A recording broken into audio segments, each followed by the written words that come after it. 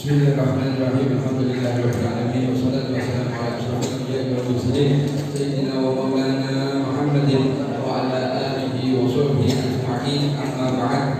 Hadirin rahimakumullah.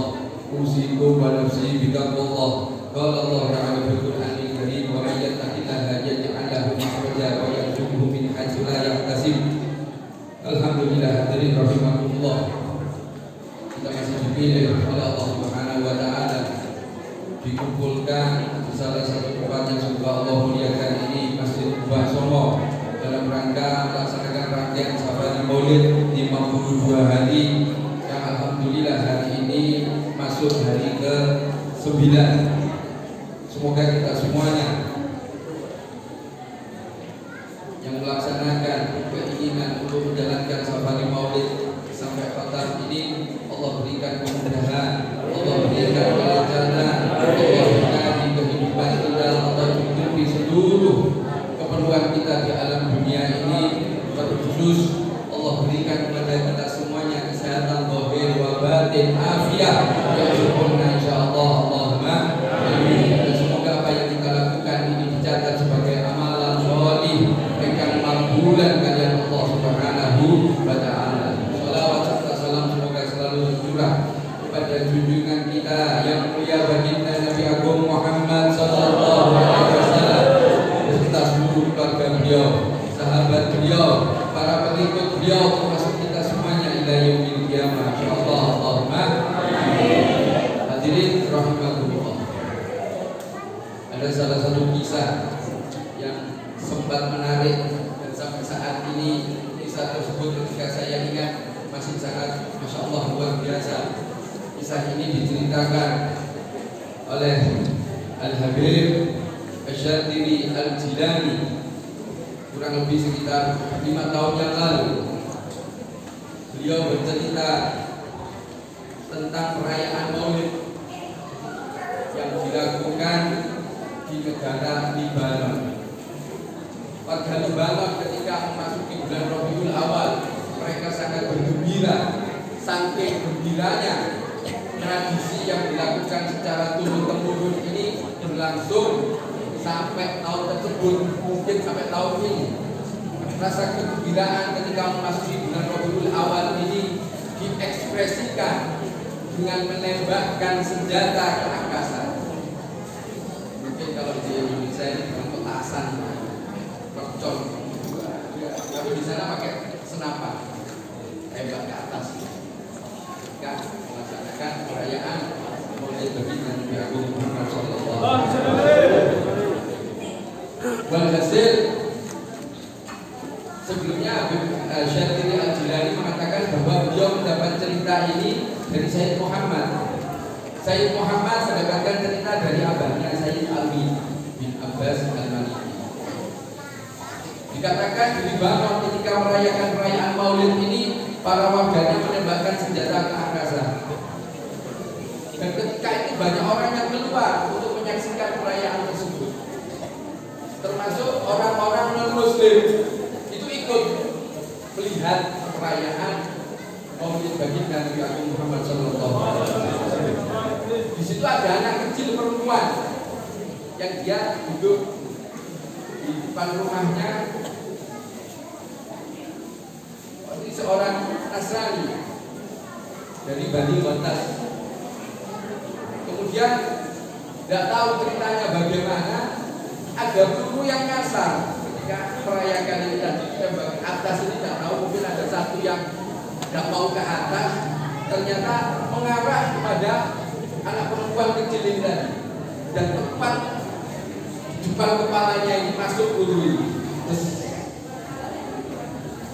Akhirnya ibunya yang tahu kejadian ini sambil berlari menghampiri putrinya, binti,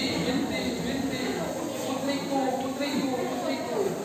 Diangkat ini, kemudian dia berlari menggendong putrinya ini menuju salah satu rumah sakit. Kemudian para anggota medis ini dengan sigap membawa putrinya ini memasukkan ke ruangan untuk dilaksanakan penolongan. Walhasil ketika dilakukan ini semua upaya dari para medis ini, ternyata ternyata para dokter ini sudah angkat tangan, nggak bisa. Ada salah satu dokter mengatakan dirujuk saja ke Amerika, mungkin di sana pengobatannya, alat-alatnya lebih canggih. Ketika akan diurus untuk dibawa ke Amerika, anak ini, dokter ini mengatakan anak ini sudah meninggal dan ibunya ini diberitahu dan diajak untuk melihat yang terakhir kali. Ketika ibunya ini berjalan, ibu ini menghujat, menghadik yang mulia baginda Nabi Agung Muhammad Sallallahu Alaihi Wasallam. Ibu ini menyebut langsung namanya baginda Nabi Agung Muhammad Sallallahu Alaihi Wasallam. Tapi saya enggak. Saya mengatakan ya Sayyidi, ya Sayyidi, ya Sayyidi. Gimana engkau? Kamu lihat anak saya menjadi korban perlakuan daripada umatku yang merayakan hari kelahiranmu. Gimana kamu yang kamu mengatakan bahwa kamu ini seorang nabi? Ibunya mengatakan itu dengan maksud untuk menghujat baginda Nabi Agung Muhammad Sallallahu Alaihi Wasallam. Kemudian ibunya ini dibobok, digandeng oleh beberapa anggota medis termasuk dokter untuk melihat masuk ke kamar. Ketika dibuka kamarnya ini tadi, alangkah terkejutnya ibu ini yang diberitahukan bahwa anaknya sudah meninggal dunia, akan tetapi ketika ibunya melihat dengan mata kepalanya sendiri, anak ini duduk di tepi kasur dengan tersenyum dan mengatakan kepada ibunya, Bu, ditutup jendelanya semua, ditutup, pintunya ditutup, jangan boleh keluar, jangan boleh keluar. Ibunya bingung. Mendekati putrinya dikatakan, kamu bagaimana? Kamu baik-baik saja? Ya, saya baik-baik saja. Tutup pintunya, jangan boleh keluar, jangan boleh keluar. Siapa yang tidak boleh keluar? Padahal di situ tidak ada orang, cuma anak itu. Kemudian baru ibunya masuk dengan beberapa anggota medis ini, tidak ada yang lain. Ditanya, siapa yang datang? Oh, nggak boleh keluar, nggak ada orang. Ada, dia tadi datang, tersenyum padaku, kemudian mengatakan, mengusap kepala saya, darah yang ada di kepala saya sudah tidak ada, lukanya itu sudah tidak ada. Siapa? Ya Sayyidi tadi.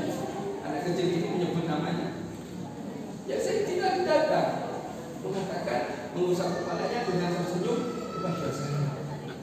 Kemudian ibu ini tadi mengatakan bahwa pada saat itu juga beliau mengatakan asyhadu an la ilaha illallah wa asyhadu anna Muhammadar Rasulullah, dan diikuti oleh orang-orang yang ada di belakang termasuk para dokter dan para medisnya yang mana ini menyaksikan.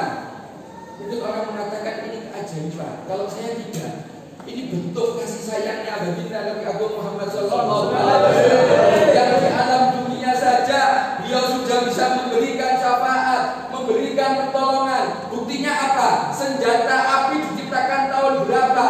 Dan kejadian itu berarti masih kurang lebih 100 tahun. Padahal baginda Nabi Agung Muhammad Sallallahu Alaihi Wasallam ada di kota Madinah, ada di makam beliau kurang lebih sudah hampir 1000 tahun yang lalu. Akan tetapi beliau masih bisa memberikan pertolongan. Apakah kita masih ragu tentang syafaatnya baginda Nabi Agung Muhammad Sallallahu Alaihi Wasallam? Kita sering mengatakan semoga kita mendapatkan syafaat dari baginda Nabi Agung Muhammad Sallallahu Alaihi Wasallam min yaumina hada ila yaumil qiyamah. Min yaumina hada itu hari ini, dan ini buktinya. Seorang Nasrani saja, bagaimana dengan seorang Muslim yang kita ngaku Muslim, yang kita ngaku iman, yang kita ngaku cinta kepada baginda Nabi Agung Muhammad Sallallahu Alaihi Wasallam? Apakah baginda akan membiarkan kita? Tidak. Beliau tidak membiarkan kita. Beliau selalu memantau kita. Kasih sayangnya beliau Sallallahu Alaihi Wasallam kepada kita luar biasa, melebihi daripada orang tua kita. Kasih sayang Nabi Muhammad SAW kepada kita sebagai orang Muslim melebihi kasih sayang orang tua kita. Yang mana kita tidak bisa balas terhadap kasih sayang orang tua kita tidak bisa balas. Apalagi kepada baginda Nabi Muhammad SAW. Seorang yang Nasrani saja ditolong oleh baginda Nabi Muhammad SAW. kasih sayangnya baginda Nabi Agung Muhammad Sallallahu Alaihi Wasallam luar biasa. Sekarang pekerjaan rumah kita adalah bagaimana kita meyakini betul syafaat baginda Nabi Agung Muhammad Sallallahu Alaihi Wasallam benar-benar berarti min yaumina hadza ila yaumil qiyamah. Ketika jenengan panggil, ketika jenengan menjadikan beliau wasilah untuk mendapatkan pertolongan pada Allah Subhanahu Wa Taala, insyaallah ini langkah yang mujarab. Bahkan kemarin saya katakan, Al-Imam Al-Habib Ali bin Muhammad bin Husain Al-Habsyi mengatakan tidak ada perkumpulan yang lebih indah yang bisa mengangkat kesulitan yang mana di dalam perkumpulan itu dibacakan Sirah Nabawiyah, kisah tentang baginda Nabi Agung Muhammad Sallallahu Alaihi Wasallam, termasuk kegiatan kita saat ini. Semoga saat ini mungkin kita ada suatu permasalahan yang belum selesai, mungkin ada suatu perkara yang belum bisa kita selesaikan, apapun permasalahan itu, ekonomikah atau apapun. Semoga hal itu mendatangkan rahmatnya Allah Subhanahu Wa Taala dan permasalahan kita dibereskan, diberikan solusi, diberikan jalan keluar yang terbaik untuk kita semuanya. Allahumma hadirin rahimakumullah. Dan masih banyak lagi cerita-cerita tentang baginda Nabi Agung Muhammad Sallallahu Alaihi Wasallam. Termasuk dulu di Safari Maulid yang tahun lalu saya bercerita tentang seorang etnis Tionghoa di daerah Pekalongan. Saya dapat cerita ini dari teman saya yang bermarga Asgar. Setelah saya mendengar ini, ketika saya mendapatkan minyak wangi di saat mahalul qiyam, saya usapkan di kepala saya. Kenapa? Pada waktu itu ada seorang min dzurriyyatir Rasul, anak keturunan baginda Nabi Agung Muhammad Sallallahu Alaihi Wasallam yang mengadakan majelis maulid. Tepat di depan rumah beliau ada seorang etnis Tionghoa yang ketika kegiatan tersebut orang ini etnis Tionghoa ini selalu memperhatikan dan sempat terjadi keheranan. Kenapa? Ketika hal ini diutarakan kepada Sunan Bed, dia bertanya, apakah kalian tidak melihat ada seorang yang memakai baju putih-putih pada saat kalian berdiri datang? Tidak. Kenapa? Orang itu menciumi kening orang-orang yang hadir, menciumi kening. Tapi saya perhatikan, kok nggak ada seperti orang yang terasa, yang mukul hadroh, yang mukul hadroh, yang baca qasidah, dia baca qasidah. Tidak ada yang perhatikan. Apakah kalian tidak tahu? Tertunduk. Seorang habaib tadi tertunduk kepalanya. Dan orang ini mengatakan kepada orang etnis Tionghoa, ketahuilah bahwa yang hadir itu baginda Nabi Agung Muhammad SAW. Kenapa kalian kok tidak ada respon ketika dicium kening kalian? Ini PR kita. Kenapa? Kita tidak bisa merasakan kehadiran yang mulia baginda Nabi Agung Muhammad Sallallahu Alaihi Wasallam. Padahal hal itu ketika beliau hadir di tengah-tengah kita, maka kita menjadi orang yang sangat beruntung. Salah satunya apa? Kening kita dicium oleh beliau Sallallahu Alaihi Wasallam. Setelah kisah ini didengar oleh orang etnis Tionghoa ini, atas izin Allah Subhanahu Wa Taala, orang ini mendapatkan hidayah dan mengucapkan 2 kalimat syahadat. Sama dengan yang terjadi di Libanon, seorang yang Nasrani ketika melihat suatu hal yang istimewa dari yang mulia baginda Nabi Agung Muhammad SAW, orang ini mengucapkan 2 kalimat syahadat. Syafaat yang mulia baginda Nabi Agung Muhammad SAW memang terkhusus untuk orang Muslim.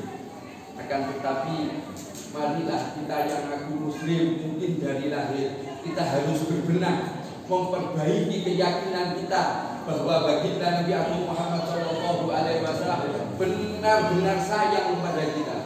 Bahkan dikatakan di arsy-Nya Allah, tahtanya baginda Nabi Agung Muhammad SAW ada di sebelah kiri. Nabi Ibrahim ada di sebelah kanan. Padahal Nabi Muhammad SAW lebih mulia daripada Nabi Ibrahim. Kenapa kok di sebelah kiri? Ada yang menjelaskan bahwa Nabi Muhammad SAW akan menunggu umatnya, jangan sampai umatnya ini masuk neraka. Kalau bisa umatnya ini masuk surganya Allah Subhanahu Wa Taala. Kalau dengan tidak percaya, baca laqad ja'akum rasulun min anfusikum azizun 'alaihi ma 'anittum harisun 'alaikum bil mu'minina raufur rahim. Waktu itu saya tanya kepada guru saya, Haris, beliau mengatakan makna Haris. Kalau Pak Usman Dempelan mengatakan jebene tenanan, sukanya sangat. Siapa? Nabi Muhammad SAW. Kepada siapa? Umatnya. Tapi ketika guru saya menjelaskan Haris ini maknanya rakus, tamak. Nabi Muhammad rakus kepada siapa? Umatnya. Jangan sampai umatnya ini masuk neraka, jangan sampai. Kalau bisa diraih semuanya umatnya, jangan sampai ada yang masuk nerakanya Allah Subhanahu wa taala. Kenapa seperti itu? Karena saking cintanya Nabi Muhammad SAW kepada kita. Tapi kita yang dicintai loh kadang enggak rumongso. Kenapa? Kita saat ini hidup di zaman akhir zaman.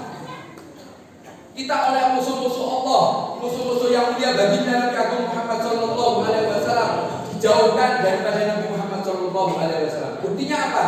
Kita sekarang sangat jarang, minim untuk mengikuti beliau, mengajarkan sunnah-sunnah baginda Nabi Agung Muhammad SAW.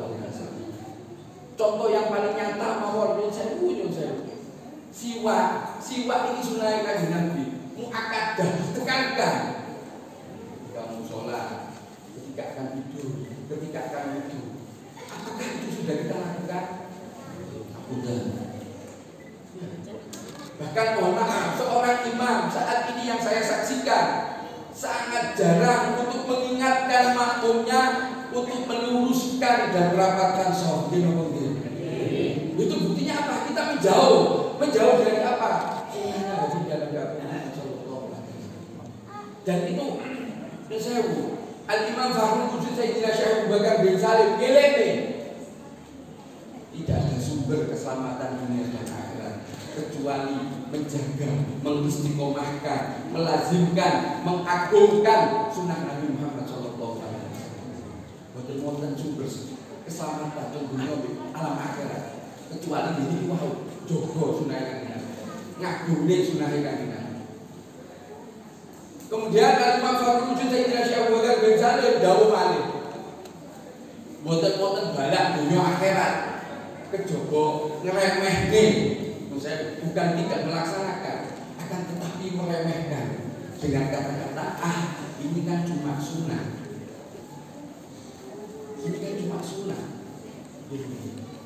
Dan beliau Imam Fakhrul Wujud Sayyidina Syekh Abu Bakar bin Salim mengatakan tidak akan mencapai puncak keimanan yang hakiki.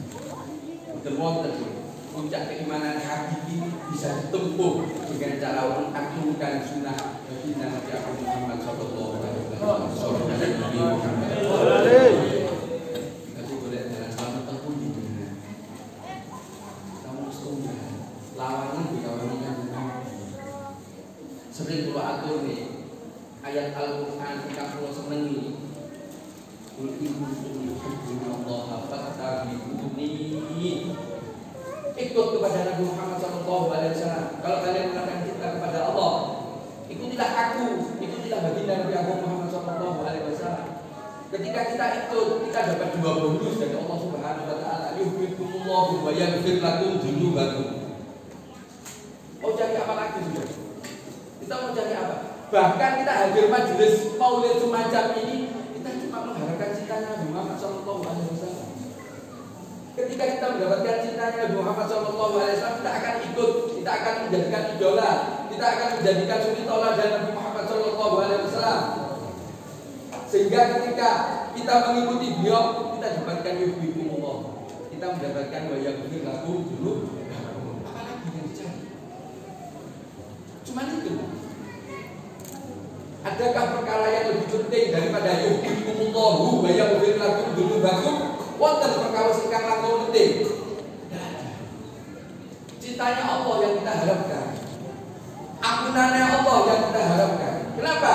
Karena kita manusia banyak salah, kecuali orang yang merasa tidak pernah berbuat salah. Ini misalnya mereka, kalau kita merasa punya salah, banyak salah, bagaimana? Ya minta ampun. Ketika kita minta ampun di akhirat, diampuni oleh Allah, kita diselamatkan. Dari apa? Nerakanya Allah Subhanahu Wa Taala. Berkat apa? Cintanya Nabi Muhammad SAW kepada kita. Bahkan banyak para ulama yang mengatakan sebelum kita cinta kepada Nabi Muhammad SAW, beliau SAW sudah cinta kepada kita. Salah satu tandanya Habib Umar bin Muhammad bin Hafid bin Syekh Bakar mengatakan bahwa salah satu tanda kita memiliki rasa cinta, rasa mahabbah di dalam hati kita ketika kita melantunkan qasidah ya Nabi salam alaika ya Rasul salam alaika ya Habib salam alaika ya Rasulullah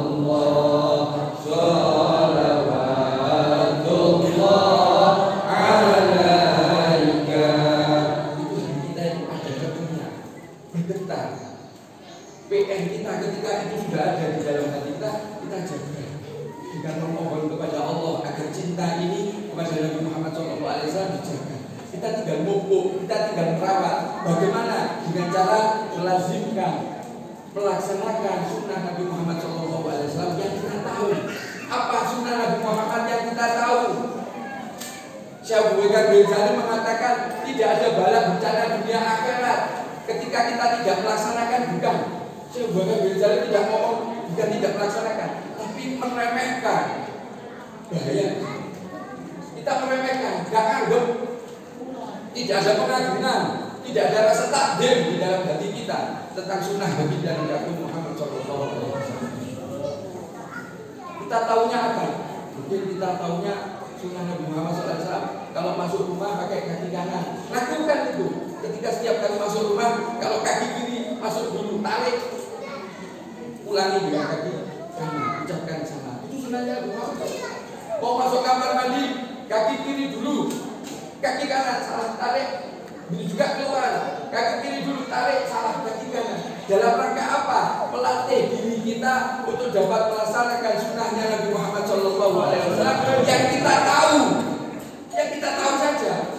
Kemudian kita terus mengaji, terus kita belajar, mempelajari apa? Sunnahnya Nabi Muhammad SAW. Kalau itu jenengan istiqomahkan, kalau itu jenengan jawabkan, maka kedudukan jenengan akan diangkat oleh Allah Subhanahu Wa Taala. Akan diangkat. Sehingga dari wali tenangan, wali murid, wali nikah, wali tenangan. Sunnahkan Nabi jenengan cukup. Diangkat insya Allah. Biidznillah atas izin Allah Subhanahu Wa Taala.